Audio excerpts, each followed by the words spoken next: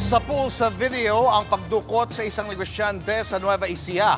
Pero mga kidnapper pumalpak ng maka-hit and run, naflatan pa ng gulong at kinuyog ng taong bayan. At ang plot twist, pinsan ng biktima ang mastermind. Nagbabalik si News 5 Mr. Exclusive, Gary De Leon. Bumaba ng kanyang pick-up ang 59 anyos na negosyanteng ito para pumasok sa kanyang warehouse sa Cabanatuan City, Nueva Ecija. Pero bago niya pa mabuksan ang gate, lumapit ang dalawang lalaking may takip ang muka. Puwersahan nilang hinila ang negosyante. Sinubukang pumalag ng biktima pero nahila pa rin siya at sinakay sa pick-up. Dumating naman ang isa pang kasabwat ng mga sospek na nagsilbing driver ng grupo at umalis na sila sa lugar.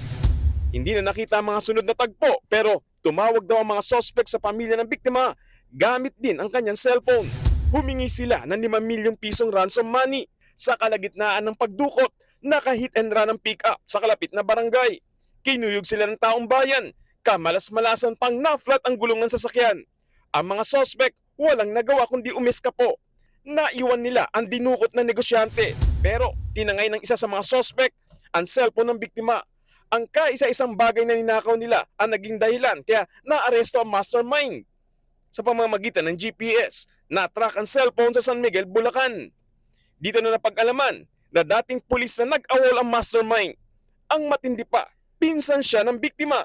Arestado rin ang dalawa niyang kasabwat na nagtago naman sa Palayan City, Nueva Ecija.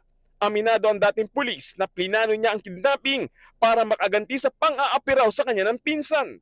Masama daw loob ng tao, yung pulis. At nire-reject daw siya o dinidenied or dinidisregard yung pag humingi siya ng tulong. Sinampa ng kasong kidnapping ang mga sospek. Nasa maayos naman na lagay ang biktima.